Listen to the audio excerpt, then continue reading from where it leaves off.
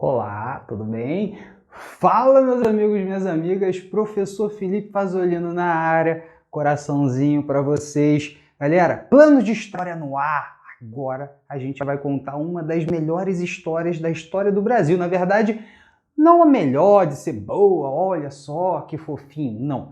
Melhores histórias para entender o início da história do Brasil, o famoso período pré-colonial. Tu quer saber diferenciar período pré-colonial para o período colonial? Então, tu não sai agora não, fica aí, fica até o final. Fica até o final comigo e se tu curtir esse videozinho, curte, comenta, marca o sininho, manda aquele coração para mim, para esta careca brilhante, que não está brilhante hoje, mas que hoje começaremos a falar desse assunto.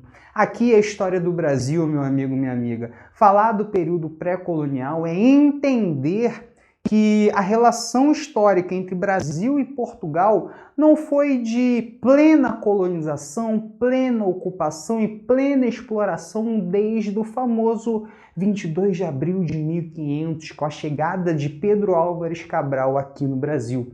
Não, nessas primeiras viagens de exploração ao território que viria a ser o Brasil, os portugueses eles não conseguiram perceber, tal como os espanhóis nas Américas, riquezas palpáveis, especialmente metais preciosos. Enquanto os espanhóis acharam ouro e prata com muito mais facilidade do que os portugueses não conseguiram perceber nada disso aqui. Inclusive, eles perceberam uma coisa, a riqueza natural, que aqui tinha uma natureza bela, uma fauna sensacional, uma flora maravilhosa, mas em momento algum, inclusive Américo Vespúcio, em 1500 e cadinho, lá no iniciozinho do século XVI, ele faz uma viagem de exploração no interior do Brasil. Cara, o Américo Vespúcio navegou o Rio São Francisco adentro e ele manda uma carta para o rei falando: não encontramos nada realmente útil e valoroso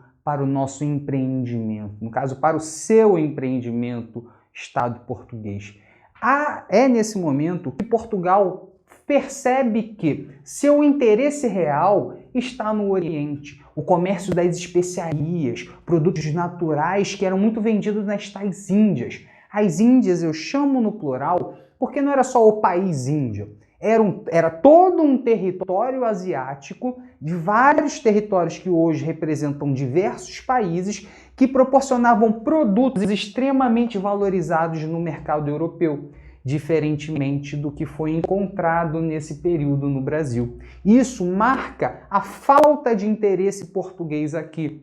Mas tem uma coisa que começou a ser explorada, extraída no Brasil, para não dizer que Portugal não deu nenhuma atenção. É o famoso pau-brasil. O pau-brasil ele servia como matéria-prima para tinta vermelha, o tom avermelhado, que é a cor da nobreza. E era difícil fazer isso. E aqui os portugueses encontraram uma matéria-prima extremamente de fácil acesso, especialmente porque essa exploração do pau-brasil foi baseada na relação de escambo com os povos indígenas do litoral, da Mata Atlântica. Aqui começa o início da exploração da mão de obra de outras pessoas.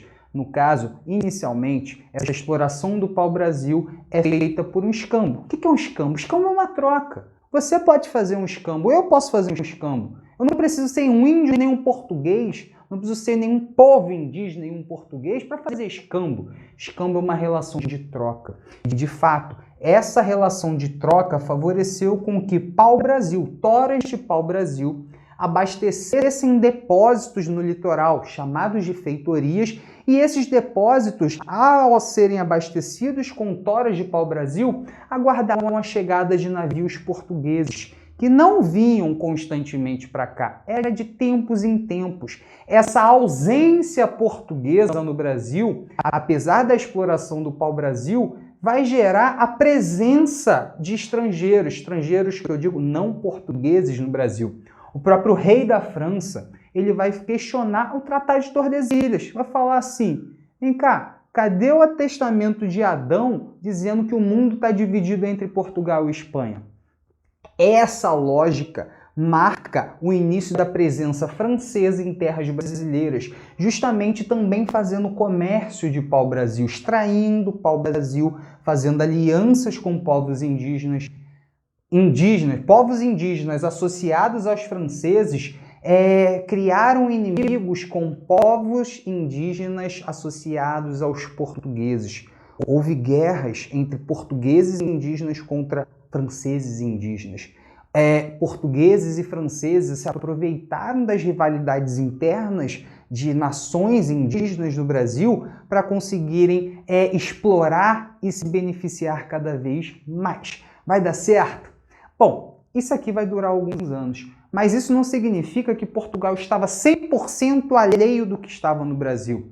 Tanto que Cristóvão Jacques, capitão das expedições guarda-costas, uma em 1516, outra em 1526, foram expedições que serviam literalmente como guarda-costas, como uma espécie de polícia dentro do litoral brasileiro, o que gerou conflitos contra franceses, considerados piratas, mas que não surtiu muito efeito para concretizar a posse do território Brasil e nem, inclusive, para efetivar a expulsão dessa ameaça francesa. Esse período pré-colonial se extingue na década de 1530, basicamente quando os portugueses sentiram cada vez mais a necessidade de colonizar o Brasil, no sentido de ocupar efetivamente, mas também de criar uma forma de exploração, que vai ser a cana-de-açúcar, o que vai dar início à estrutura do período colonial. Período pré-colonial não tem as características completas da colonização. Mas a partir da década de 1530, a colonização vai dar início com o estabelecimento de capitanias hereditárias, com o incentivo da produção de engenhos, da produção de açúcar, com a vinda dos primeiros escravos vindos da África. Esse é o futuro período colonial, que um dia a gente vai trocar essa ideia. Meu amigo, minha amiga, obrigado por ficar esses longos 7 minutos assistindo esta careca suada falando de período pré-colonial. E repito, curtiu até aqui? Dá aquela curtida, não se inscreveu? Pô, dá essa moral, cara. Dá essa moral que estamos rumo aos 220 inscritos. Valeu, galera. Beijo, fui.